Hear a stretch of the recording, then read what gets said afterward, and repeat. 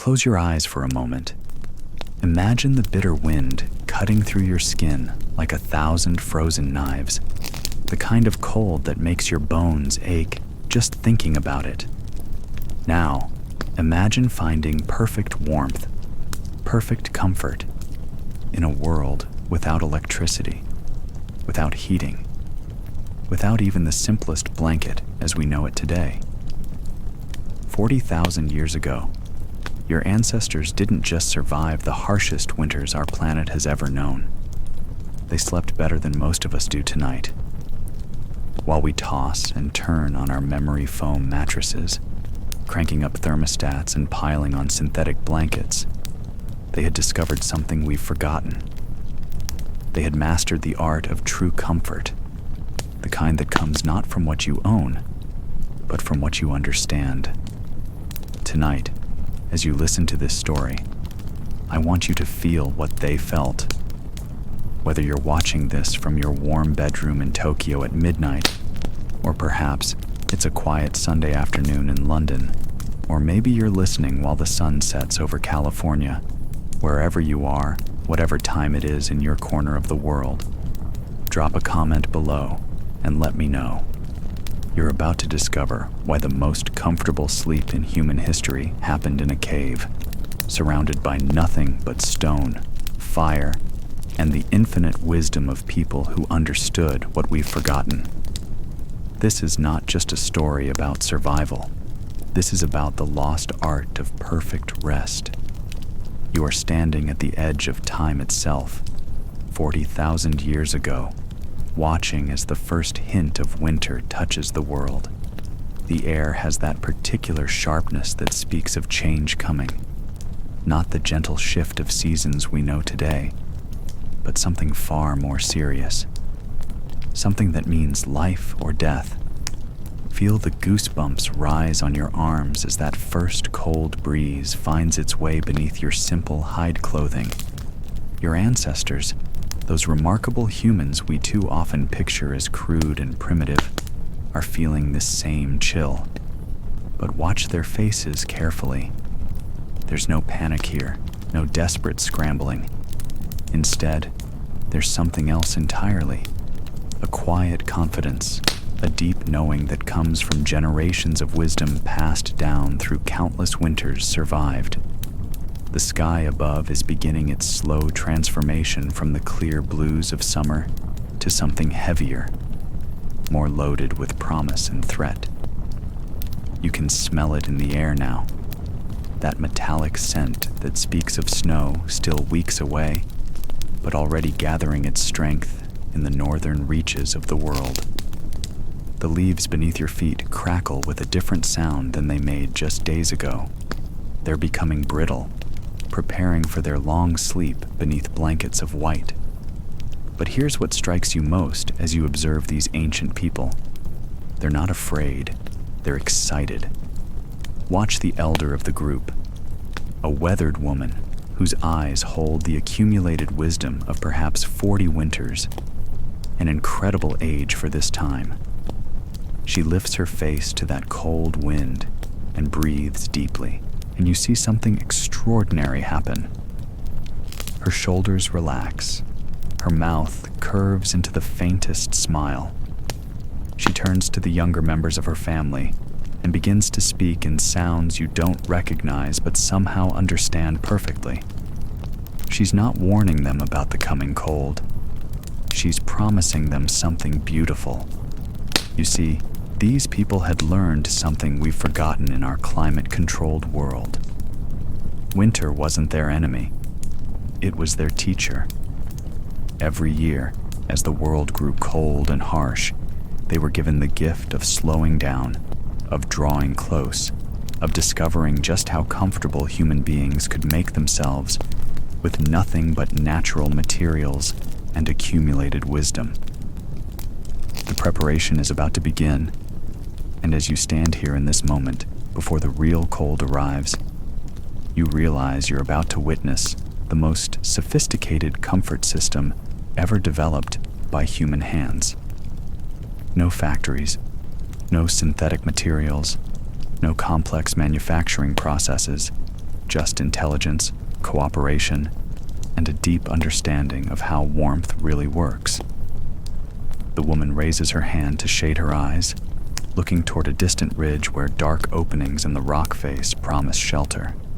But she's not just looking at caves. She's reading the landscape like a book written in stone and earth and wind patterns. She knows which caves will become death traps when winter storms rage, and which will cradle her family like protective wombs. The selection process has begun, and with it, your journey into the most comfortable sleep ever known to humanity. Follow now as the small band begins to move across the landscape, and notice how different their walking is from anything you might expect. These aren't desperate people fleeing from approaching winter. They're connoisseurs of comfort embarking on a careful selection process that would put modern real estate experts to shame. The elder woman stops at the first cave they encounter.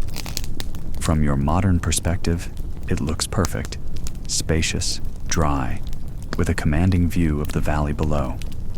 But watch her face as she steps inside. She closes her eyes and stands perfectly still for a long moment. She's not just looking at this space, she's feeling it with senses we've largely forgotten how to use. She places her palms against the stone walls, reading their texture like braille. These rocks have been shaped by thousands of years of wind and rain, and every curve and hollow tells a story. Feel the stone yourself. It's not just cold rock, but a complex thermal system. Some stones absorb heat during the day and release it slowly through the night. Others remain cold and damp, creating drafts that can kill. She shakes her head and moves on, and you begin to understand. This isn't just about finding shelter. It's about finding the perfect partner in the dance of staying warm. The cave must be deep enough to protect from wind, but not so deep that air becomes stale. It needs proper ventilation, but not drafts. The ceiling must be high enough for smoke to rise and disperse, but low enough to trap precious warm air near the floor. At the third cave, something changes. As she steps inside, you feel it too, a subtle shift in the air itself. This cave breathes differently. The entrance faces away from the prevailing winds, but catches the warming rays of the southern sun. The floor slopes gently upward toward the back, creating natural temperature zones. Near the entrance, it's cooler, perfect for food storage in winter. Deeper inside, the air is still and ready to hold warmth like cupped hands holding water. But it's the walls that make this cave special. Run your fingers along them and feel the difference. These aren't just any stone walls. They're limestone, naturally insulated and carved by water into gentle curves that will reflect heat rather than absorbing it. Along one side, there's a natural shelf where possessions can be stored safely. At the back, a small alcove provides the perfect spot for the most precious family members to sleep. The elder woman nods to herself, and you realize you've just witnessed something extraordinary. She selected what amounts to a naturally occurring thermal management system, complete with zone heating, proper ventilation, and optimal thermal mass. Modern architects would be impressed, but the real magic is just beginning. Because now comes the part that separates these ancient people from every other creature in the natural world. They're not just going to shelter in this cave. They're going to transform it into something that has never existed before. A completely comfortable sleeping environment that will keep an entire family perfectly warm even when the world outside becomes a frozen wasteland. The woman walks to the center of the cave and kneels down, placing both hands flat on the stone floor. She's reading the earth beneath, feeling for underground streams that might bring unwanted moisture, checking for the solid, dry stone that will form the foundation of their winter comfort. When she stands, There's satisfaction in her movement. This cave will become their partner in survival, and the partnership is about to begin. Now begins what might be the most sophisticated material science project in human history, though it happens without laboratories, without textbooks, without anything but hands that have learned to work with the natural world rather than against it. You're following the family as they spread out across the landscape, and each person moves with purpose that speaks of generations of accumulated knowledge.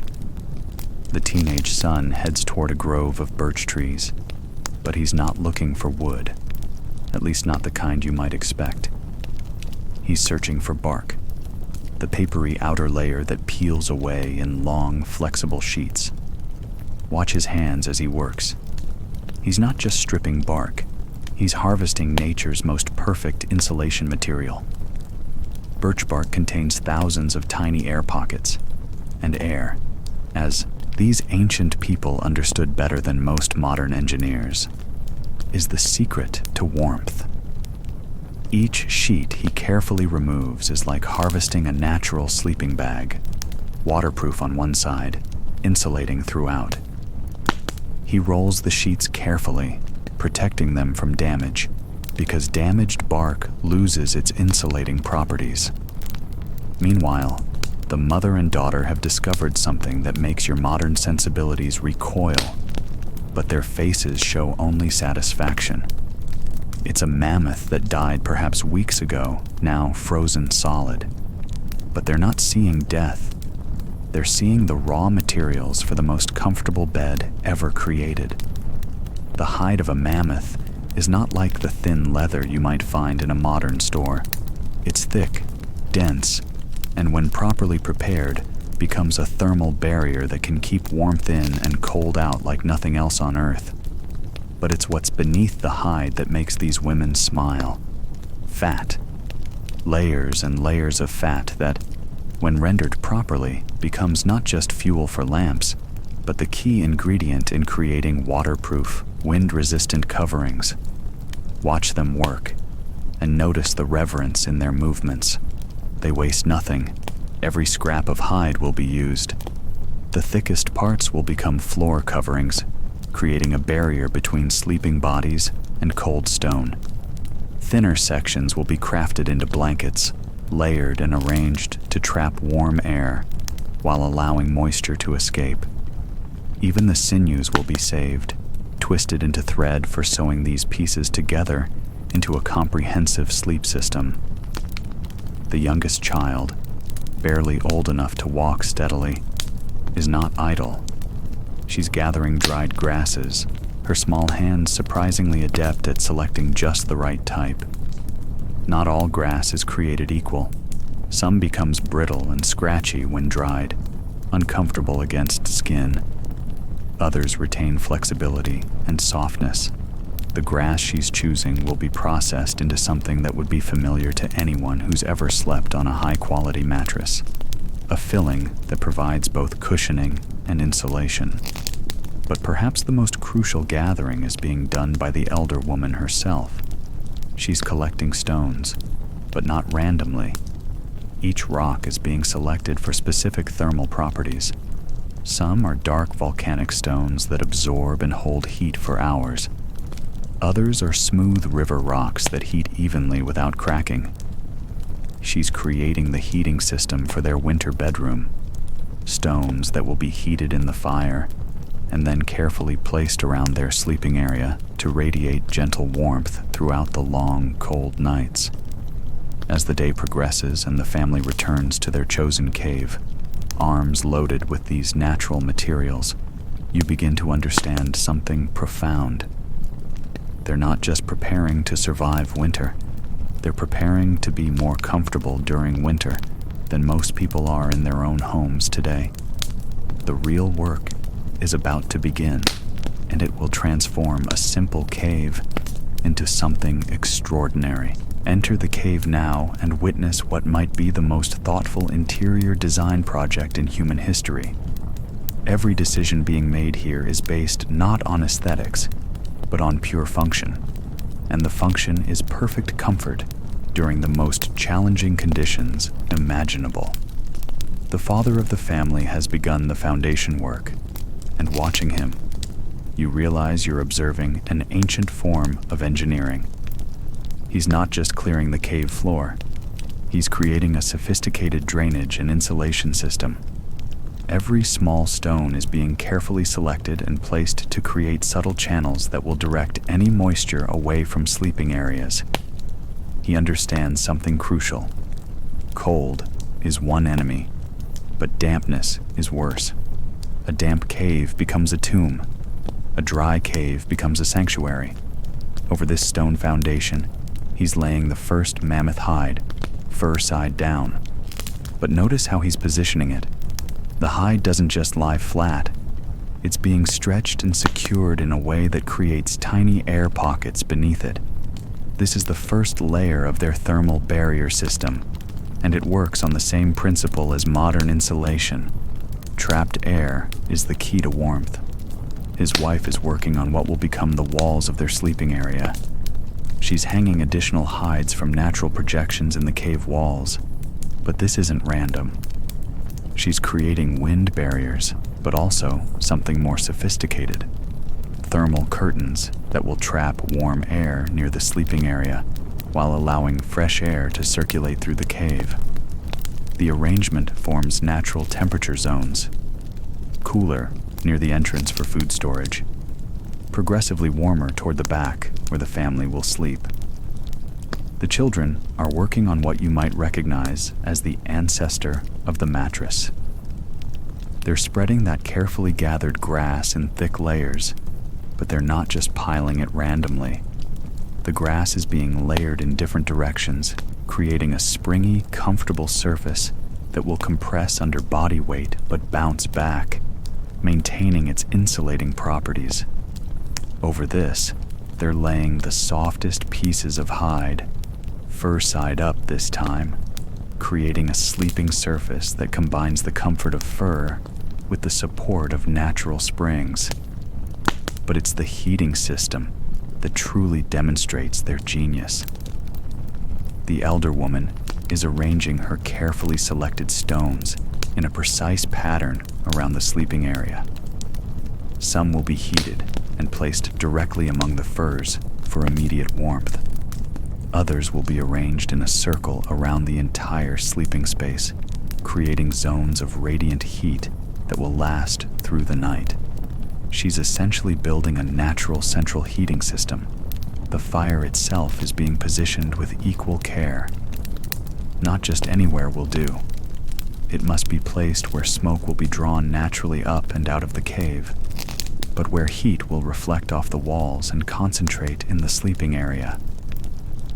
The fire pit is being lined with special stones that will absorb heat during the evening and radiate it back long after the flames die down.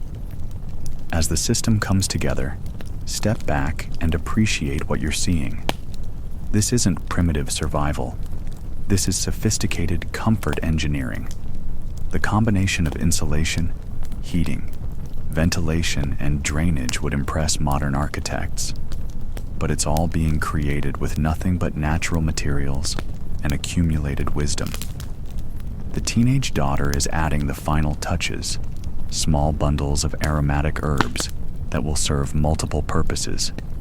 Some will repel insects, others will provide pleasant scents. A few have medicinal properties that will aid sleep and relaxation. She's essentially creating natural aromatherapy to complete their comfort system. As night approaches and the family begins to test their creation, you can feel the difference immediately. The cave, which was cold stone just hours ago, has become something entirely different. It's warm without being stuffy, soft without being damp, comfortable in a way that speaks to something deep in human genetics, the memory of perfect rest. But the most amazing part is yet to come, because now you'll discover how ancient humans turned sleep itself into an art form. The moment the first spark catches, everything changes. This isn't just the lighting of a fire. It's the awakening of the cave itself. The moment shelter becomes home and survival becomes comfort. Watch the elder woman as she tends the initial flames. Her movements are deliberate, almost ceremonial. She's not just building a fire, she's creating the heart of their winter sanctuary. Every piece of wood she adds has been chosen specifically. The base is made of hard woods that burn slowly and steadily, creating a foundation of coals that will last through the long night. Over this, she places softer woods that ignite quickly and produce the immediate heat needed to warm the cave. But notice what she's not doing. She's not building a roaring bonfire. This fire is precise, controlled, designed not just for heat, but for longevity. Too much fire wastes fuel and creates uncomfortable temperature swings. Too little fails to maintain the delicate thermal balance they've worked all day to create. She's building a fire that will breathe with the night, pulsing gently, but never dying. The smoke rises in lazy spirals toward the cave ceiling, following paths carved by thousands of years of air movement. But even this has been planned. The herbs the children gathered earlier have been mixed with the firewood, releasing compounds that don't just smell pleasant, they actively purify the air, creating an atmosphere that promotes deep, restful sleep. As the fire establishes itself, the father begins the evening ritual of stone heating. One by one, he places selected rocks at the fire's edge, positioning them where they'll absorb maximum heat without cracking from thermal shock. These stones will become their nighttime heating system, moved carefully into the sleeping furs when the family is ready to rest. The children are fascinated by this process, and rightly so. They're learning thermal management that would impress modern engineers. Different stones heat at different rates and hold heat for different lengths of time. The dark volcanic rocks absorb heat quickly and release it slowly, perfect for all-night warmth. The smoother river stones heat more gradually, but maintain steady temperatures, ideal for placement directly against bodies without risk of burns. As the evening progresses, the fire begins to work its magic on the entire cave system. The limestone walls, warmed throughout the day by sun, now begin releasing that stored heat back into the space. The hides hanging from the walls trap this warm air, creating insulation pockets that maintain comfortable temperatures even as cold air tries to seep in from outside. But it's the psychological effect of the fire that might be most important. Watch the family as they gather around the flames for their evening meal. The dancing light doesn't just provide illumination, it creates a sense of safety, of being held and protected. The rhythmic flickering has an almost hypnotic effect, naturally slowing heart rates and preparing minds for sleep. The fire also solves one of the most challenging aspects of winter survival: air quality. The flames consume carbon dioxide and produce carbon monoxide, but the careful positioning and natural ventilation of the cave ensure that fresh air continues to circulate while warm air is retained. It's a delicate balance that these ancient people have mastered through generations of experience. As the night deepens, the fire begins its transformation from active flame to glowing coals. This is when the system truly shows its sophistication. The initial flames have heated the stones, warmed the cave walls, and established the thermal zones.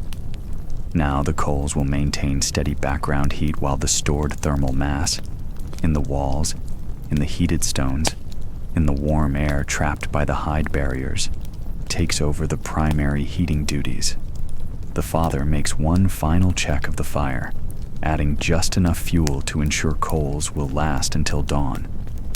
But he's not worried about the fire dying completely. This heating system has been designed with redundancy. Even if the flames were to go out entirely, The thermal mass they've created will keep the sleeping area comfortable for hours. As the family prepares for sleep, moving those heated stones into position among their furs, you realize you're witnessing the most sophisticated bedroom climate control system ever developed. No thermostats, no electric blankets, no forced air heating, just intelligent use of natural thermal properties and accumulated wisdom about how heat really works. The fire settles into its nighttime rhythm, and the cave breathes with warmth. Now comes the moment of truth, the transition from the day's preparations to the actual experience of sleep. As the family begins to arrange themselves in their carefully crafted sleeping system, you'll discover why this might be the most comfortable bed ever created. The first thing that strikes you is the sheer sensual pleasure of it all.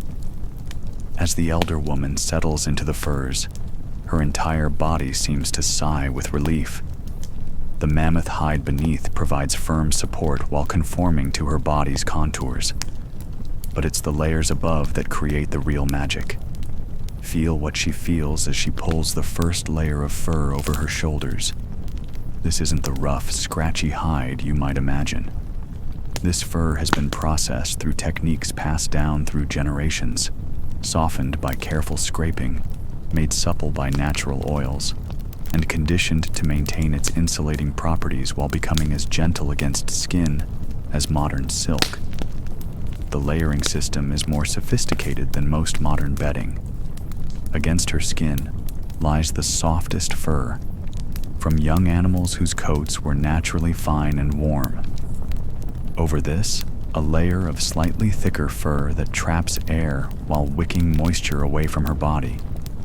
And finally, the outer layer, dense, water-resistant fur that seals the entire system against drafts while allowing just enough air circulation to prevent stuffiness. But it's not just individual comfort these people have mastered. It's the art of shared warmth. As the family settles together in their sleeping area, they're not just lying close for affection. They're becoming a collective heating system, each body adding to the overall warmth while benefiting from the heat of others. The positioning is deliberate and practical. The children sleep in the center, their faster metabolisms generating heat that benefits the entire group.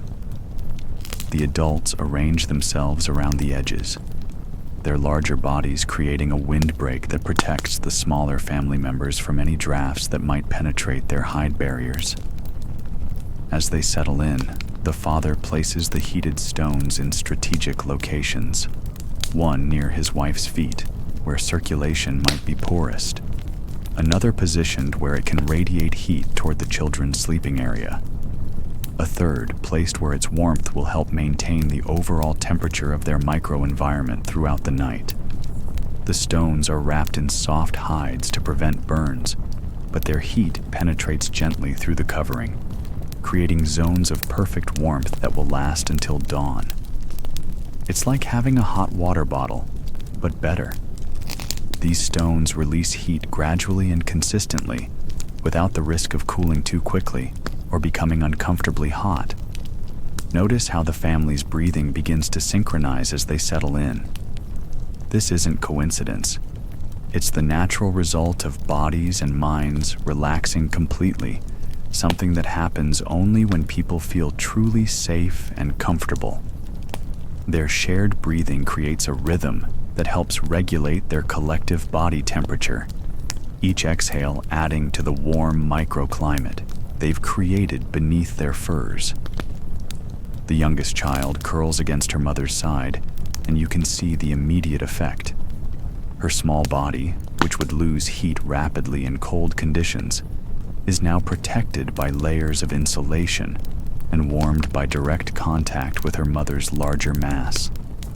But she's not just receiving warmth, she's contributing to it, her higher metabolism adding to the family's collective heat production. As sleep approaches, the comfort system reaches its full potential. Body heat, trapped air, radiant warmth from stones, residual heat from cave walls. All of these elements work together to create an envelope of perfect temperature that surrounds each sleeping person. The furs adjust automatically to their movements, maintaining insulation while allowing freedom of motion. But perhaps most remarkably, this system regulates itself throughout the night. If someone becomes too warm, they naturally adjust their position or modify their covering. If the air grows cold, their bodies naturally move closer together, increasing shared warmth. It's a dynamic, responsive climate control system that operates without any conscious thought. As the family drifts into sleep, their breathing deep and regular, you can feel the profound peace that comes from being completely comfortable. This isn't just rest. It's the kind of deep, restorative sleep that heals both body and spirit. In the deep quiet of the cave, as the fire burns low and shadows dance on stone walls, something extraordinary is happening. The human body you're about to discover is the most sophisticated heating system ever evolved, and these ancient people had learned to use it with precision that would amaze modern physiologists. Feel the warmth beginning to build as the family settles deeper into sleep. Each body is producing heat at a rate of roughly 100 watts, the equivalent of a bright light bulb. But unlike any artificial heater, the human body is intelligent, adjusting its heat production based on need, on temperature, on the complex feedback systems that keep us alive. The children's bodies are working overtime, their faster metabolisms burning through calories and converting them directly into warmth. Watch the youngest daughter as she sleeps. Her circulation naturally prioritizes her core temperature, keeping vital organs warm while her extremities might cool slightly. But she's not cold. The fur around her traps the heat her body produces, creating a personal microclimate that maintains perfect comfort. The parents have positioned themselves strategically, their larger body mass serving as thermal anchors for the entire family system. The mother's body, shaped by evolution for nurturing, efficiently shares her warmth with the children pressed against her. Her arms create natural windbreaks, her torso a source of steady heat that supplements their smaller body's output. But it's the father who demonstrates perhaps the most remarkable adaptation.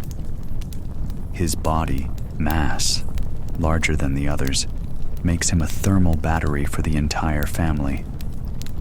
Throughout the night, his body will maintain steady heat production while his position shields the others from any cold air that might penetrate their shelter. He's become a living furnace, his body working automatically to keep his family warm.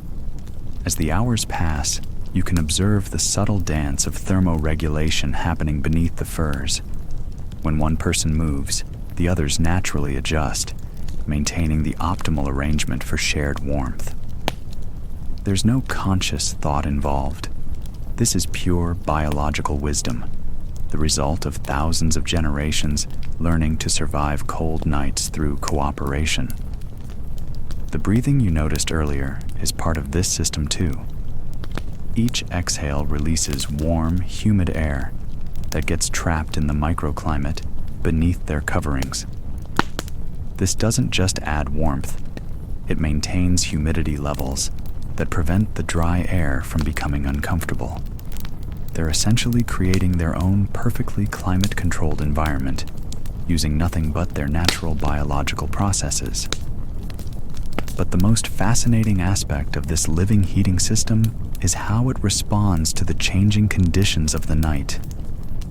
During the coldest hours before dawn, when the fire has burned to coals and outside temperatures drop to their lowest point, their bodies naturally increase heat production. Not consciously, this is automatic, controlled by ancient biological mechanisms that recognize the need for more warmth and respond accordingly. The elder woman, even in sleep, demonstrates the wisdom of experience. Her body has learned over decades how to maximize warmth with minimum energy expenditure. Her circulation patterns, her sleeping position, even her breathing rhythm have all been optimized through years of cold nights. She's become a master of biological thermal management. And here's what makes this system truly remarkable. It's completely sustainable. Unlike any artificial heating system, these living furnaces run on food, renewable fuel that their environment provides. No fossil fuels, no electricity, no complex technology, just the incredible biological machinery of the human body, refined through evolution and perfected through experience. As morning approaches and the first hint of dawn begins to lighten the cave entrance, the family's collective heating system has maintained perfect comfort through the entire night. They haven't just survived the cold. They've been genuinely comfortable, warm, and rested in a way that speaks to the deepest levels of human need. Their bodies are living proof that the most advanced technology is often the one we carry within ourselves.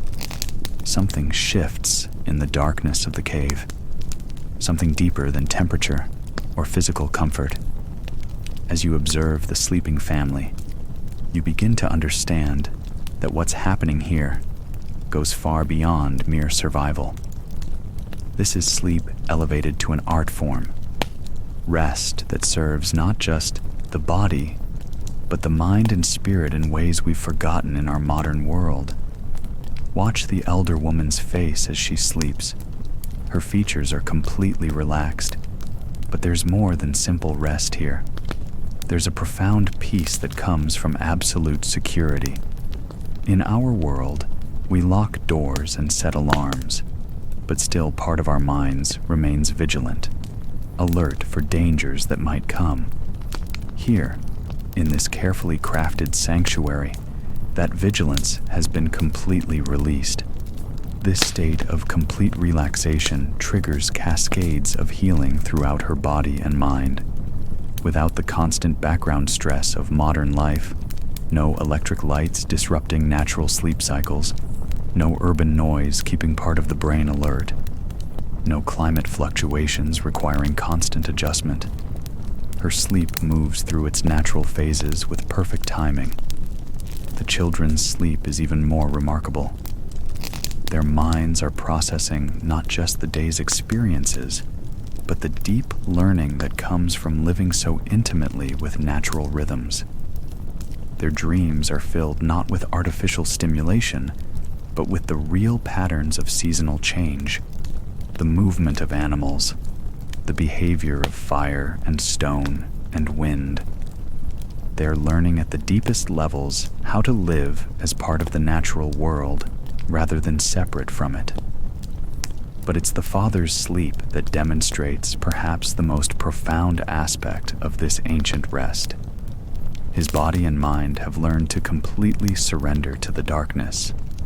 In our world, we fight sleep, staying awake with artificial lights and stimulants, viewing sleep as time lost rather than time invested.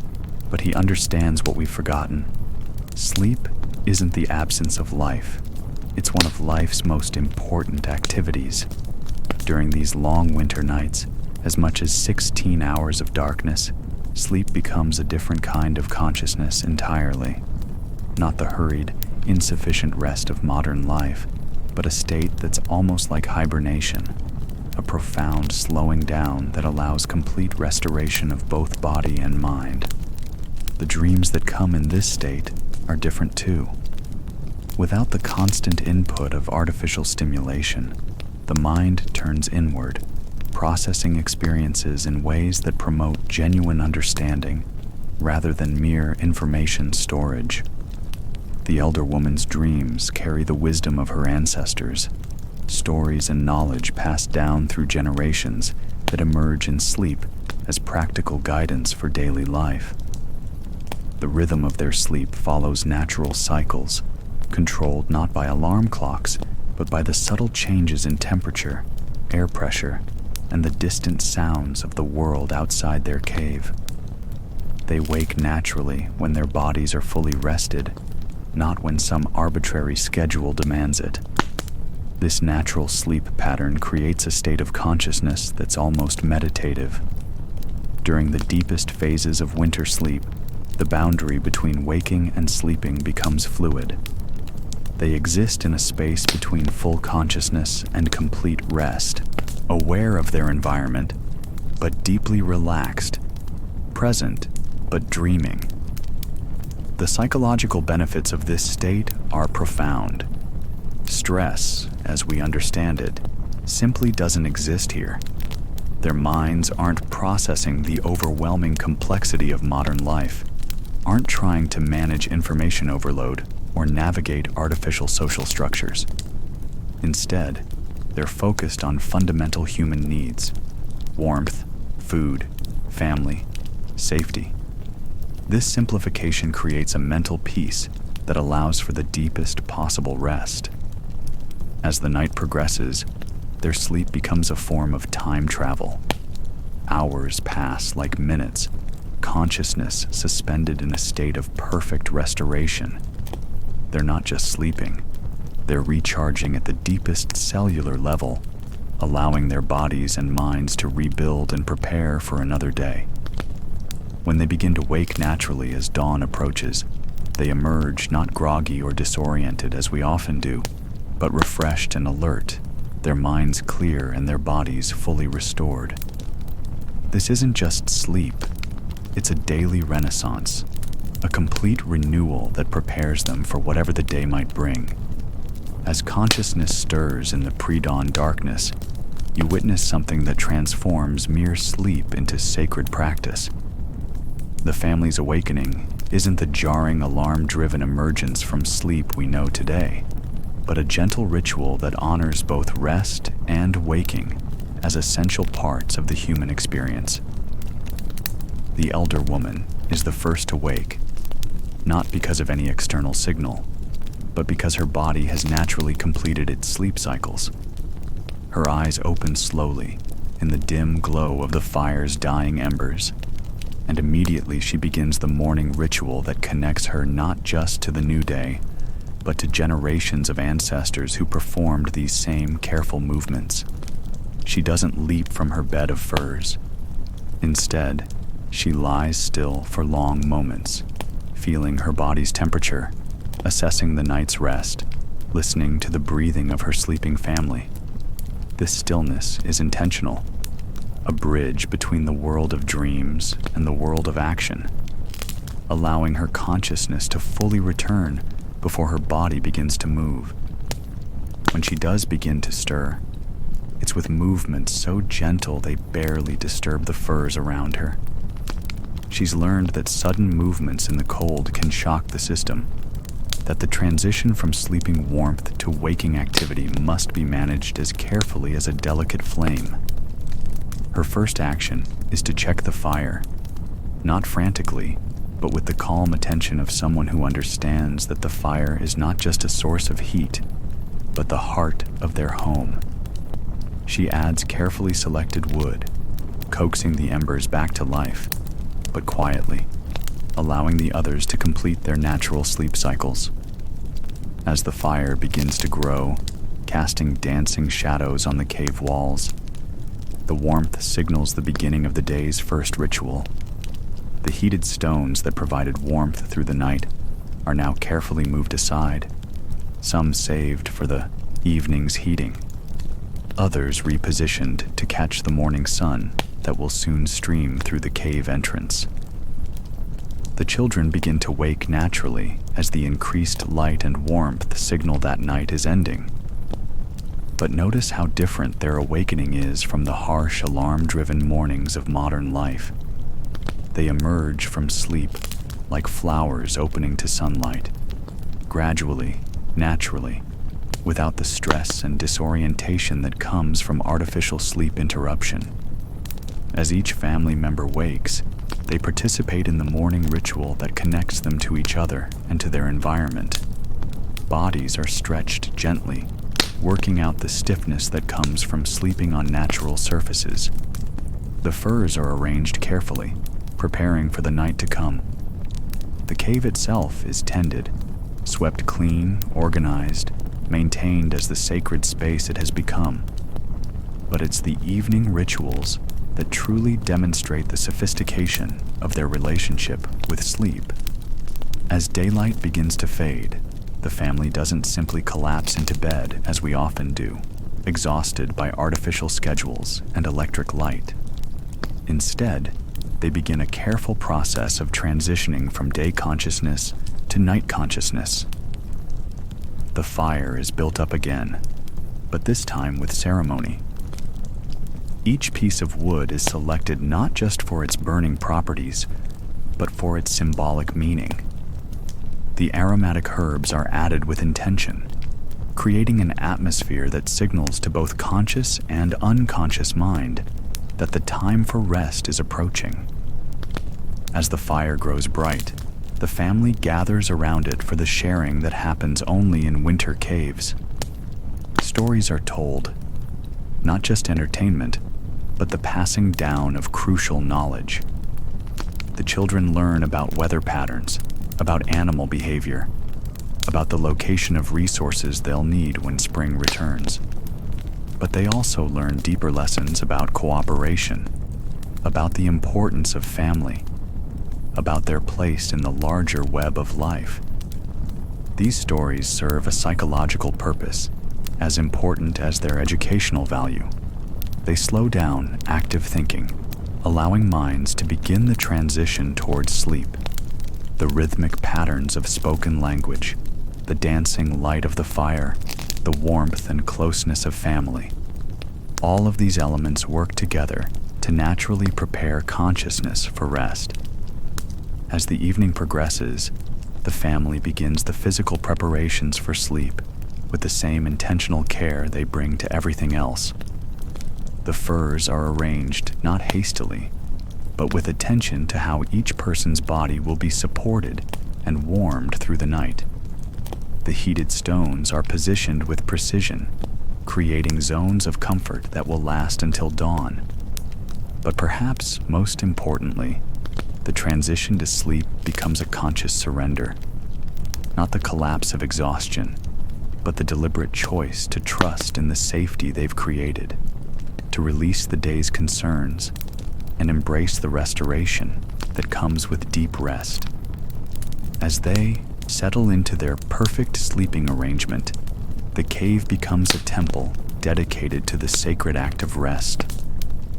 In the depths of winter, as storms rage outside their protected cave, something profound happens to the rhythm of life itself. The family you've been watching isn't just surviving winter. They're learning to dance with the deepest patterns of existence, connecting with rhythms that modern life has taught us to ignore, but that remain encoded in our very cells. Feel the difference as you settle deeper into their winter routine. The frantic pace of summer, with its long days of hunting, gathering, preparing, has given way to something entirely different. This is the season of slowing down, of turning inward, of allowing the natural world to teach its most profound lessons about rest and renewal. The elder woman understands this rhythm in her bones. During summer's endless daylight, her body produced stress hormones that kept her alert, active, ready for the demands of survival. But now, as darkness dominates their world, her body chemistry has shifted completely. Melatonin flows through her system in waves that would be impossible during summer's bright nights, creating a natural sedative effect that promotes the deep, restorative sleep her body craves. This isn't just personal. It's happening to the entire family. Their bodies are synchronizing not just with each other, but with the earth itself. The same gravitational forces that control tides are influencing their sleep patterns. The same magnetic fields that guide migrating animals are helping regulate their circadian rhythms. They've become part of the planet's seasonal breathing, inhaling the deep rest of winter, preparing to exhale the energy of spring. Watch how their daily activities have transformed to support this natural rhythm. There's no artificial light extending their waking hours beyond what the sun provides. When darkness comes, they don't fight it. They welcome it as a friend, a teacher, a gateway to forms of consciousness that daylight doesn't allow. The children's growth patterns have adjusted to match winter's wisdom. During summer, their bodies focused on building muscle and bone, preparing for the physical challenges of active seasons. But now, in winter's embrace, their growth energy has shifted inward. Their brains are developing in ways that summer's distractions don't permit. The long hours of storytelling, the quiet observation of fire and shadow, the intimate connection with family. All of this is creating neural pathways that promote not just survival, but wisdom. The father's body has become a different version of itself. The stress hormones that powered him through summer's hunts have been replaced by different chemistry entirely. His testosterone levels have adjusted to winter's needs: less aggression, more cooperation. His body temperature regulation has become so efficient that he can maintain perfect comfort with minimal energy expenditure. He's become a master of biological conservation. But it's the spiritual dimension of this seasonal adjustment that's most remarkable. As the family settles into their deepest winter rhythms, they're accessing states of consciousness that our always lit, always active world rarely permits. The long hours of darkness aren't empty time. They're full of a different kind of awareness, a deep listening that connects them to truths about existence that can only be heard in profound quiet. During the deepest part of winter, when storms make it impossible to leave the cave for days at a time, something magical happens. Time itself seems to slow down. The urgent pace of modern life doesn't exist here. Instead, there's a timelessness that allows for complete presence, complete awareness of the moment as it unfolds.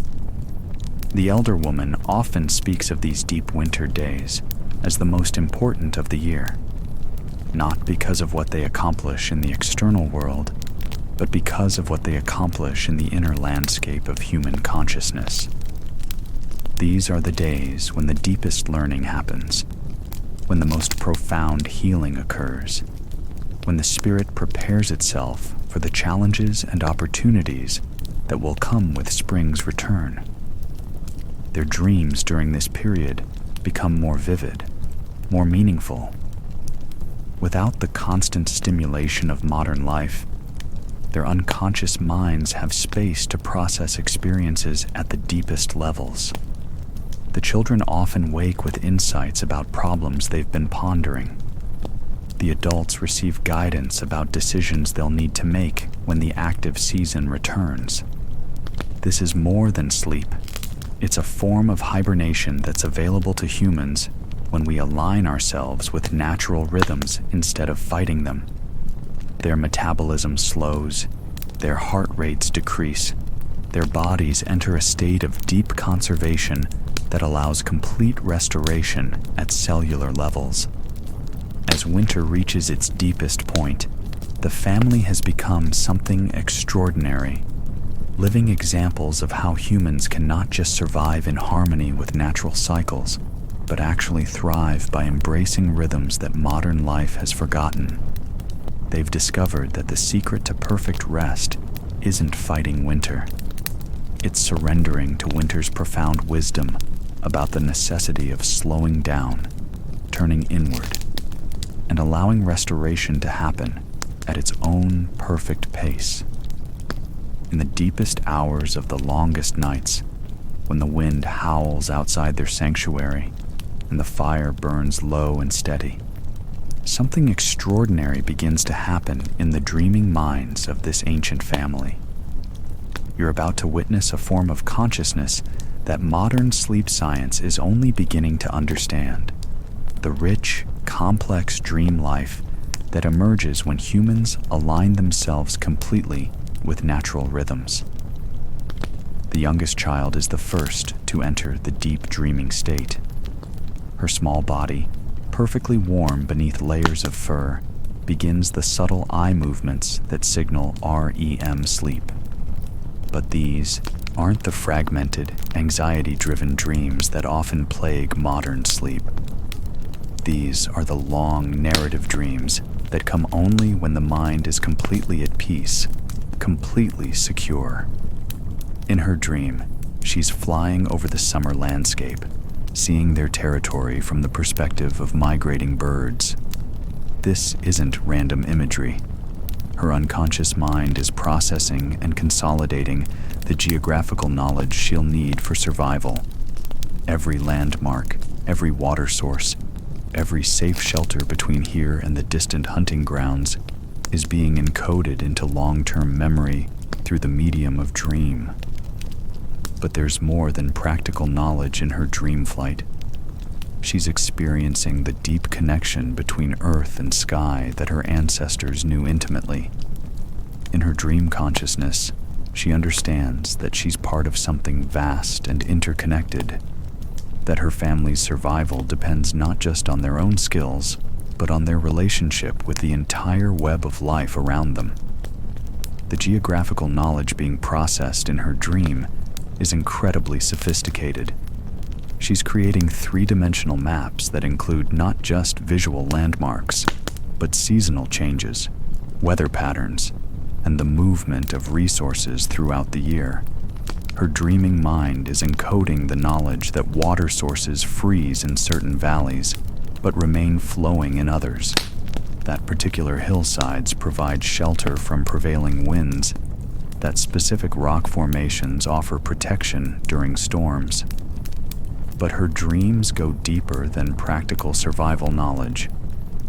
She's also processing the emotional and spiritual dimensions of landscape. In her dream flight, she experiences the feeling of belonging that comes from knowing every inch of territory intimately. She feels the deep security that comes from understanding her place in the larger ecosystem. Her dreams are building not just survival skills, but the profound sense of home that will anchor her throughout her life. The teenage son's dreams are different, shaped by his approaching adulthood and the responsibilities he'll soon carry.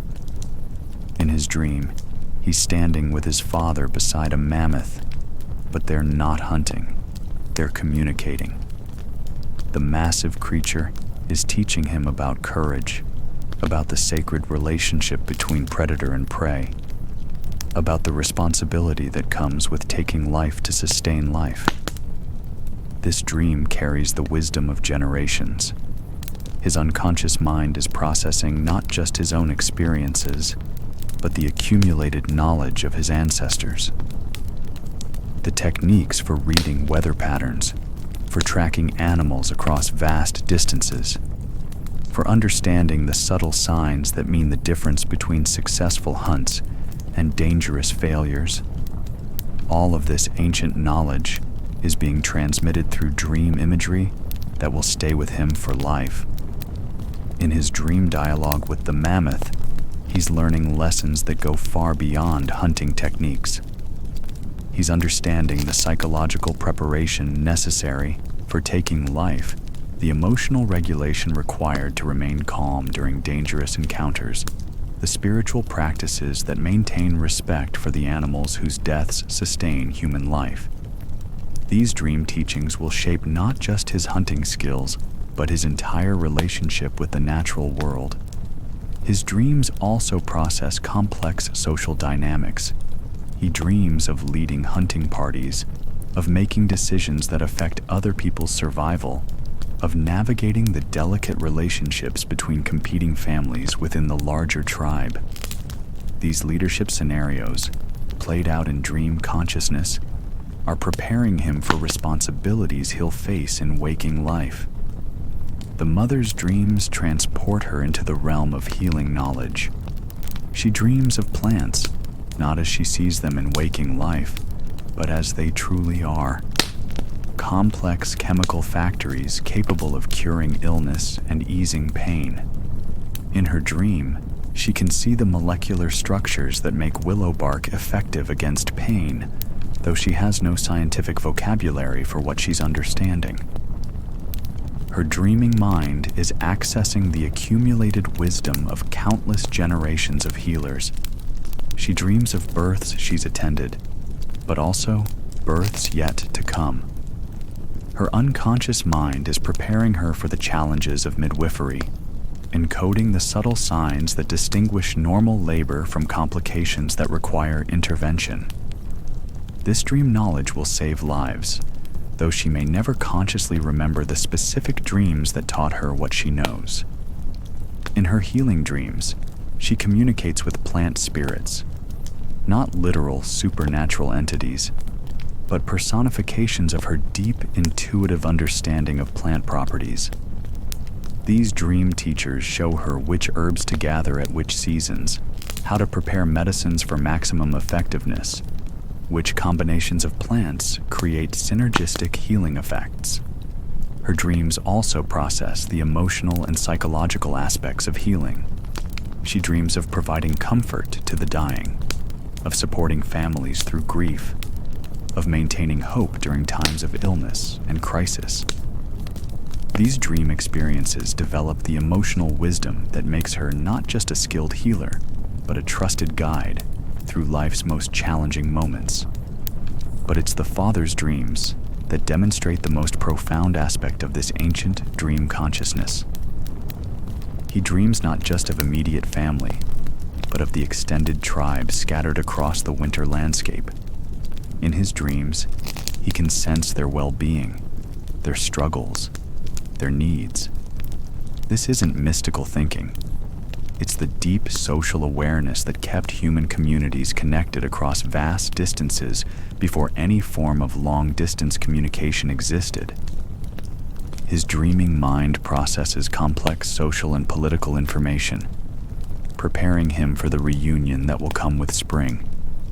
He dreams of conflicts that may have arisen during the separation, of alliances that need to be maintained, of the delicate negotiations that will determine territory and resource sharing when the scattered families come together again. In these social dreams, he experiences scenarios that prepare him for leadership challenges. He dreams of mediating disputes, of organizing collective hunts, of making decisions that balance individual needs against community survival. These dream experiences develop the political wisdom that will make him an effective leader when his guidance is needed. The elder woman's dreams are perhaps the most remarkable of all. She dreams with the accumulated wisdom of her entire life, but also with knowledge that seems to transcend individual experience.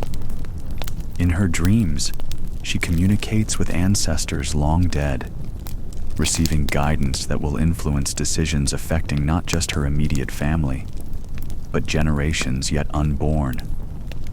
She dreams of future seasons, seeing patterns in weather and animal behavior that her waking mind hasn't yet consciously recognized. These prophetic dreams aren't supernatural. They're the result of a lifetime of careful observation, processed by an unconscious mind, free from the limitations of conscious analysis. Her ancestral dreams connect her to the deep wisdom of her people. She dreams of techniques for food preservation that will prevent starvation during harsh years. She dreams of social practices that maintain harmony within the tribe. She dreams of spiritual ceremonies that connect human communities to the larger rhythms of the natural world. In these dreams, she doesn't just receive information. She participates in a form of consciousness that transcends individual awareness. She becomes a conduit for the accumulated wisdom of her people, a living library of knowledge that will guide her family's decisions long after she's gone. But what makes these dreams truly extraordinary is how they're shared. As the family sleeps closely together, their dream consciousness begins to overlap and interweave. The child's geographical dreams influence the father's hunting dreams. The mother's healing knowledge merges with the elder's prophetic visions. They're creating a collective unconscious that serves the survival needs of the entire group. This dream sharing isn't just metaphorical. It's a real phenomenon that modern sleep research is beginning to understand. When people sleep in close proximity with high levels of trust and emotional connection, their brain waves begin to synchronize. Their REM cycles align. Their dream content begins to overlap and influence each other. As dawn approaches and their dreams begin to fade, each family member retains something vital from their night journeys. Not just memories, but actual knowledge, practical skills, emotional wisdom that will guide their waking decisions. Their dreams haven't been escape from reality. They've been deeper engagement with reality than waking consciousness alone could provide. These winter nights of deep dreaming are preparing them not just for spring's return, but for the rest of their lives. The knowledge gained in dream will influence every major decision they make, every challenge they face, every opportunity they encounter. They've learned to use sleep not just for physical restoration, but for accessing forms of wisdom that can only be found in the dreaming mind. The architecture of their dreams reflects the sophistication of their entire approach to rest and consciousness. Just as they've created optimal physical conditions for sleep, they've also created optimal psychological conditions for dreaming. The security of their shelter, the comfort of their bedding, the intimacy of their family bonds. All of these elements contribute to the rich, meaningful dream life that serves their survival and development needs. Their dreams are more than individual psychological events. They're collective wisdom-gathering sessions that benefit the entire family and, through them, the larger human community of which they're part. As the first light of spring begins to penetrate the depths of their cave, something profound stirs, not just in the awakening family, but in you as well. You've witnessed something extraordinary, a way of being human that we've almost entirely forgotten, but that still echoes in our deepest cellular memory. Feel that stirring as the elder woman opens her eyes to sunlight that's genuinely warm for the first time in months. Her face shows not just the satisfaction of surviving another winter, but something deeper. The profound contentment that comes from having lived in perfect harmony with natural rhythms. She stretches slowly, her body remarkably supple for someone who has spent months in what we might consider primitive conditions. But you understand now that there was nothing primitive about her winter experience. As the family begins to stir and the cave fills with the sounds of gentle awakening, take a moment to feel what you've learned. In your own body, right now, as you listen to this story, you can sense the echo of ancient wisdom. Your cells remember this kind of rest, this depth of restoration, this perfect alignment with natural cycles. Notice how different you feel just from imagining their experience. There's a calmness in your nervous system, a slowing of the mental chatter that usually fills your mind. Even secondhand, even through story alone, contact with this ancient way of being has begun to restore something in you that modern life has disturbed. The children in the cave are stretching now, their bodies remarkably strong despite, or perhaps because of, months of apparent inactivity. They haven't been inactive at all, you realize. They've been engaged in the deepest kind of restoration, the kind that builds not just physical strength but emotional resilience, mental clarity, and spiritual connection. As they begin to pack their winter bedding, preparing for the active season ahead, watch how they handle the furs and hides that have kept them so perfectly comfortable. These aren't just discarded when no longer needed.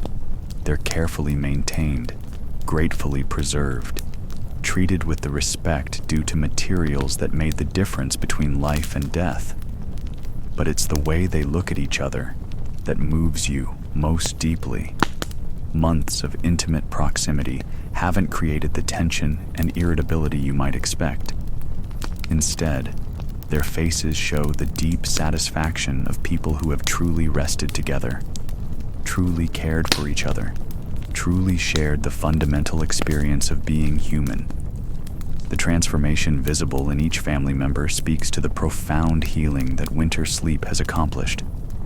The elder woman's eyes hold a clarity and peace that comes from months of deep restoration. The stress lines that marked her face at winter's beginning have softened, not just from rest, but from the profound security that comes from successfully navigating another season of challenge. The father emerges from winter fundamentally renewed. His body has used the months of reduced activity not for deterioration, but for deep cellular repair. His muscles, rather than atrophying, have maintained their strength through the constant micro-adjustments required for sleeping on natural surfaces. His cardiovascular system has become incredibly efficient, adapted to maintaining perfect circulation, even during long periods of rest. The children show the most remarkable changes of all. Their growth during winter hasn't been stunted by reduced activity. It's been optimized by the deep restoration that only perfect sleep provides.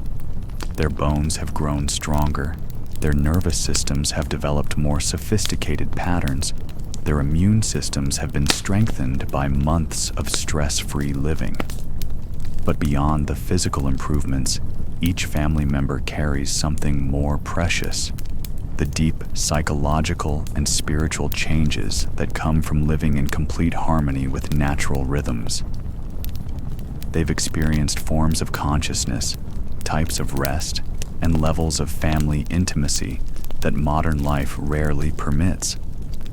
As they emerge from the cave into spring sunlight, you find yourself transported back to your own world, your own time. But something fundamental has changed within you. You're carrying the memory of perfect rest, the knowledge that comfort isn't about what you own, but about how deeply you understand the simple principles of warmth, safety, and connection. Look around your own sleeping space tonight with new eyes. Feel the artificial materials against your skin. Comfortable, perhaps, but disconnected from the natural world that shaped your body's needs. Notice the electric lights that confuse your circadian rhythms, the climate control that never requires you to truly understand temperature regulation, the isolation that keeps you separate from the warmth of close human connection. But this isn't a call to abandon modern comfort.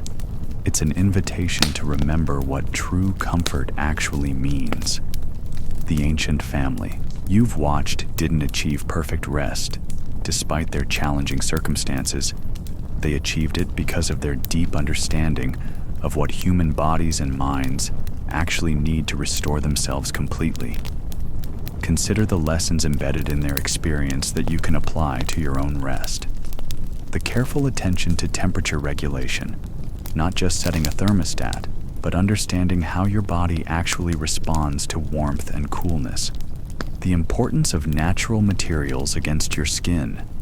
Perhaps choosing bedding that breathes naturally rather than synthetic fabrics that trap moisture and heat.